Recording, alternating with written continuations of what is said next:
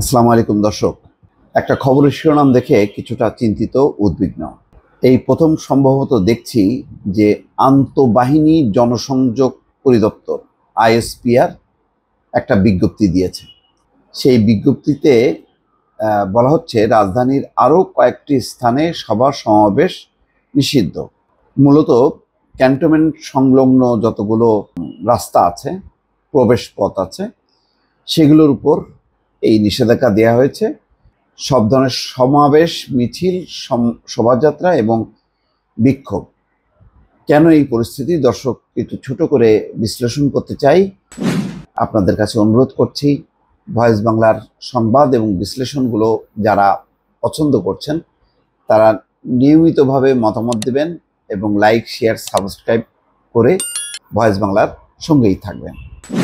এতদিন দর্শক যেই বিজ্ঞপ্তিগুলো দেখতাম সেটা হলো পুলিশের পক্ষ থেকে, যে ক্যান্টনমেন্টের বাইরে যেই অঞ্চলগুলো আছে বা সড়ক বা স্থান সবগুলোই হচ্ছে পুলিশের আওতায়।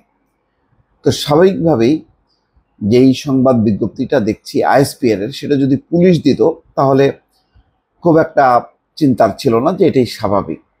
কিন্তু আইএসপিআরকে কেন দিতে হলো, এটি হলো প্রশ্ন দর্শক। এই প্রশ্নের উত্তর আমি সংবাদ যারা পরিবেশন করেছেন কয়েকটা অনলাইন পত্রিকা, আমি সেখানে পাইনি। সেই কারণেই কিছুটা টেনশন করছি যে অন্য কোনো বিষয় আছে কিনা। আমাদের পক্ষে, সাধারণ মানুষের পক্ষে কোথায় কি হচ্ছে সেগুলো জানা সবসময় সম্ভব না। তো হঠাৎ করেই এই ধরনের বিজ্ঞপ্তিটা কেন? এটা তো পুলিশ দিতে পারতো, কেন আইএসপিআর দিচ্ছে? বলা হচ্ছে যে রোববার থেকে রাজধানীর বিজয় সরণি হয়ে, তার মানে কালকে থেকেই, রোববার থেকে রাজধানীর বিজয় সরণি হয়ে প্রধান উপদেষ্টার কার্যালয় সহ বেশ কয়েকটি স্থানে সব ধরনের সভা সমাবেশ, মিছিল, শোভাযাত্রা ও বিক্ষোভ নিষিদ্ধ করা হয়েছে। আন্তঃবাহিনী জনসংযোগ পরিদপ্তরের প্রকাশিত এক সংবাদ বিজ্ঞপ্তিতে এই তথ্য জানানো হয়। বিজ্ঞপ্তিতে বলা হয়, জনসাধারণের চলাচল ও জনশৃঙ্খলা রক্ষার স্বার্থে আগামীকাল রোববার থেকে পরবর্তী নির্দেশ না দেওয়া পর্যন্ত কচুক্ষেত সড়ক, বিজয় সরণি থেকে প্রধান উপদেষ্টার কার্যালয় হয়ে বীরশ্রেষ্ঠ শহীদ জাহাঙ্গীর গেট সংলগ্ন এলাকা, বিএএফ শাহীন কলেজ থেকে মহাখালী ফ্লাইওভার সংলগ্ন এলাকা, সৈনিক ক্লাব মোড়, ভাসানটেক, মাটিকাটা, ইসিবি চত্বর সংলগ্ন এলাকায় সব ধরনের সভা সমাবেশ, মিছিল, শোভাযাত্রা, বিক্ষোভ প্রদর্শন নিষিদ্ধ করা হলো। সাধারণত আমি নিজেও দর্শক এই ব্যাপারে খুব সোচ্চার ছিলাম যে রাস্তাঘাটে যে ধরনের পরিস্থিতি, এইটা মানে কোনোভাবেই মেনে নেওয়া যায় না এবং লাগাতারভাবে চলছে। সেই খেয়াল করেন, আওয়ামী লীগ নিষিদ্ধের দাবি থেকে শুরু করে কোনো বিরাম নেই, তার আগে পরে নাই বা বললাম। কিন্তু যেই এলাকাগুলোতে আইএসপিআর দিয়েছে সেখানে কি খুব বেশি হয়? সভা সমাবেশ হয় না। তবে 7টি কলেজ আন্দোলন কর্মসূচি ঘোষণা করেছে, তারা রাস্তায় ঠিক সমাবেশ বা মিছিল করবে কিনা পরিষ্কার না।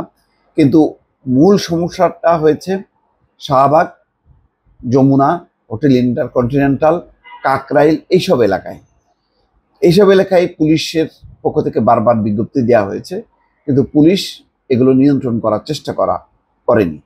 এর আগে বৃহস্পতিবার ঢাকা মহানগর পুলিশ রাজধানীর বেশ কিছু স্থানে এই ধরনের কার্যক্রম নিষিদ্ধ করে বিজ্ঞপ্তি দিয়েছে। তাদেরও বিজ্ঞপ্তিতে বলা হয়েছে যে প্রধান বিচারপতি বাসভবন, তারপরে প্রধান উপদেষ্টা সহ আশেপাশের আন্তর্জাতিক অপরাধ ট্রাইব্যুনাল, সুপ্রিম কোর্টের প্রাঙ্গণ এই ধরনের নিষিদ্ধ।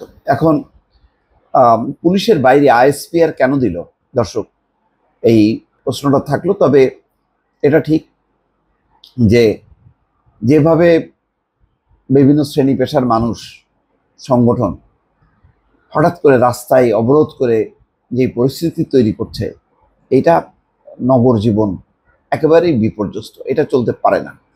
গত 1 সপ্তাহ বা 2 সপ্তাহ যে বিশৃঙ্খল পরিস্থিতি, এই পরিস্থিতি যদি নিয়ন্ত্রণ করা না যায়, আসলে এগুলি ক্ষমতায় থাকা উচিত না কোনো সরকারের। মানুষ অতিষ্ঠ।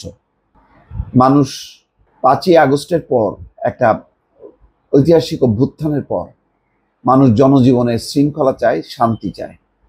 প্রতিনিয়ত বিশৃঙ্খলা, এটা কোনোভাবেই কাম্য না। তবে আমি আবারও বলছি যে আইএসপিআর কেন আলাদাভাবে দিতে গেল, এটা আমার কাছে এখনো বোধগম্য না। ভালো থাকবেন। আল্লাহ হাফিজ।